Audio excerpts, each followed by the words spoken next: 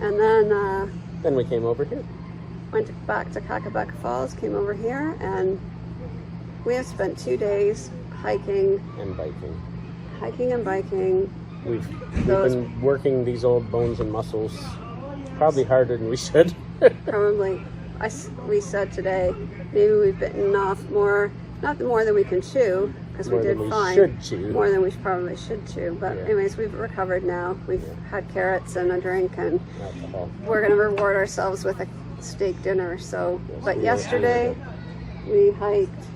So Sleeping Giant, I need to, there's no internet or data or cell service or anything, just a round circle with a line through it on the phone here on our campsite. But if we walk over to the beach or if we climb up to the top of Sleeping Giant, we have cell service. So I want to find out how high it is from Lake Superior up to the top of Sleeping Giant. But it's high. It's maybe 300 meters. I'm not sure. It's really up there. And so all the trails, it isn't like you drive your vehicle almost to the top and then you walk over. It's no, we start in a parking lot down at Lake Superior level, and then we bike for many kilometers to a place where you can't bike anymore, leave the bikes, and then hike for many more kilometers all the way up to the top of Sleeping Giant. And we've done that on 3 different spots, and you can't just go from spot to spot, because much as it appears to be a Sleeping Giant, they're actually individual formations, so you have to go down off the one, across, and back up to the next. Yeah. So this is a map of the trails at the southern end of Sleeping Giant Provincial Park. We stayed at the Marie-Louise Lake Campground, which is up here in the top right corner of the map. So on our first day of hiking and biking, we drove our van down to this parking lot at the South Cabayan trailhead, parked the van and got our bikes out, rode our bikes along this Cabayan trail to a bike rack, which was at a nice handy location. So that was about a 6K bike ride. And then we hiked up the top of the Giant Trail to the top of the gorge, had lunch up there, enjoyed the view, and then we hiked back down to our bikes, and then rode our bikes back to the van and drove back to our campsite. That trail along there was, mountain biking, but it wasn't, as far as mountain biking goes, but it wasn't mountain biking. So it was not too bad a trail to ride. I don't remember if we had to get off our bikes at all. I think we were able to just ride the entire length of it. So on day 2, we just biked right from our campsite. We biked along this road and then got into the Sawbill Lake Trail, and rode along here, and then the Sawyer Trail, and we rode over to about here where we left our bikes. Now this trail was quite challenging. It had some really steep sections. It was rocky. I think there was one point there was a tree across it, and it required walking our bikes up and down a few of the hills. It was quite challenging. We got to the head trail, and then we hiked up to the top of the head. Now, as you can see by the contour lines, it's a very steep hike.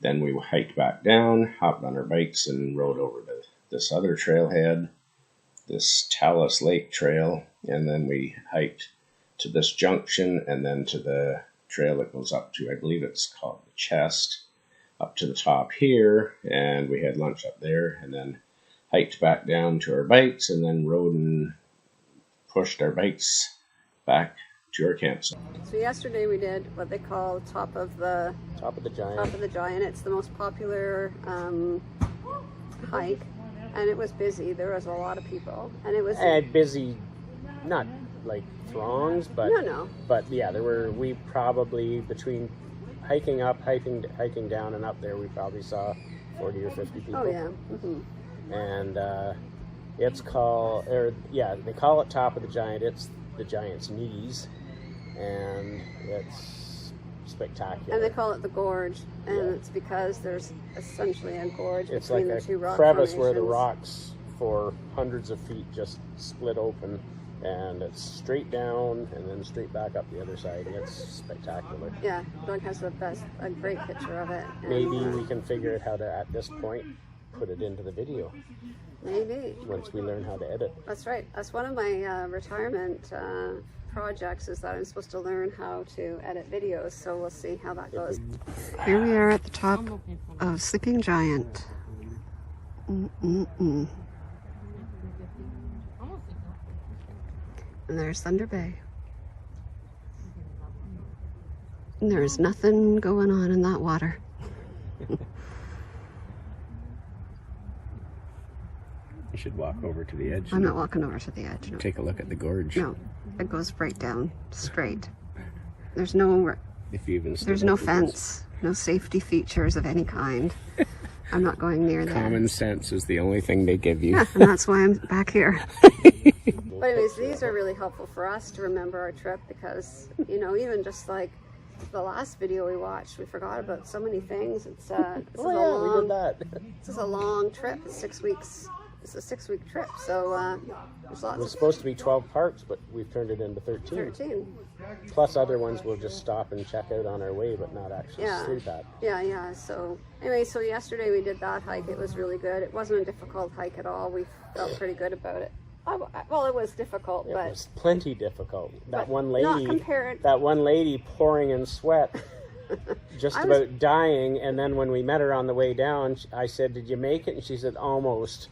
She turned around. She did all the hard part. She climbed all the way to the top because we actually were talking to her. There was no up near the parts top. though where we thought, I think I'd rather turn around or. No, we weren't. Or We today, never even considered today turning I around. thought, I don't know. It's not that. I don't know if it's that important to me. Yet today we climbed all the way to. We did the head of the Giant first. Well, first of all, we hopped on our bikes right here on our campsite. Yesterday we drove the van over to a parking lot and got on the bikes from there and pedaled 7 kilometers, I think it was. And it's not roads, it's trails, mountain biking. With rocks and roots and. Oh yeah, and then once you get to where you can't do that anymore, there actually is a bike rack there, and you leave your bike and then you hike for another 5 or so kilometers to the top. So it's not exactly just let's go check out the lookout. But I mean, you know, they had it. They built stairs into the hillside because it's. And they had it going back and forth, so the incline wasn't quite as severe as what we did today. Today we hopped on our bikes right here and we pedaled around 8 kilometers to as far as we could bike, and then we left the bikes and then we hiked, and actually there it was only another 1.5K or something. 1.5K of pretty much straight up.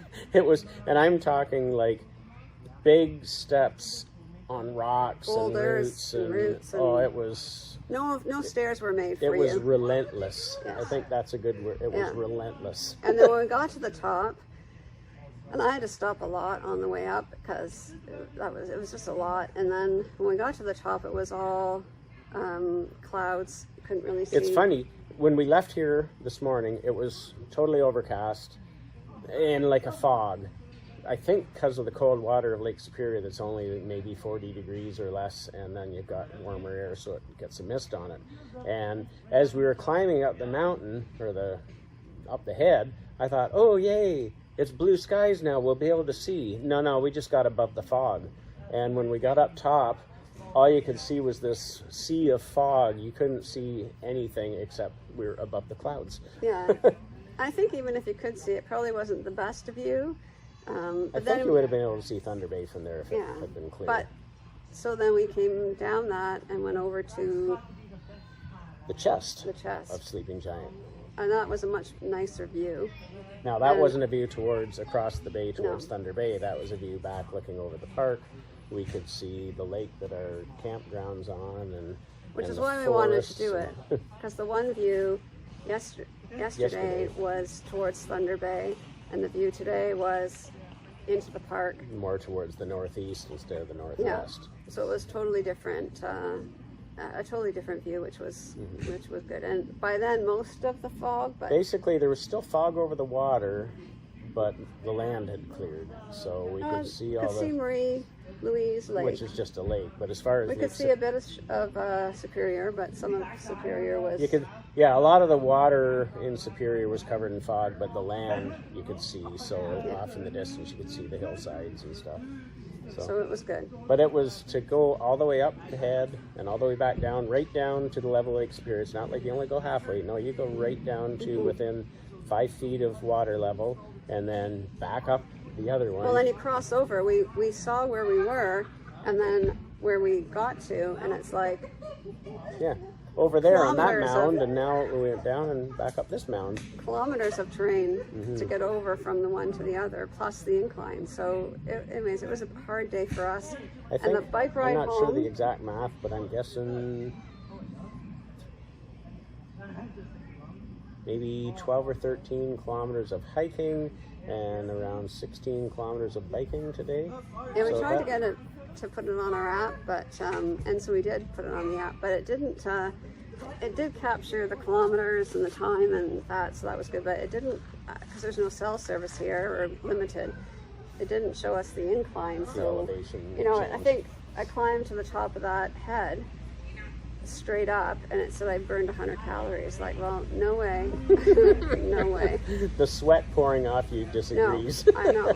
I was soaked in sweat. But anyway, Anyway, we that's did it. done. We the did other it. thing was on the way, yesterday's hike, the biking wasn't actually terrible. Today, the biking was terrible. It was You had to carry your steep bike pretty hills much with up the rocks hill. and oh, it was the, challenging. the trail wasn't as, like, it just had a lot more rocks and it had a lot more hills.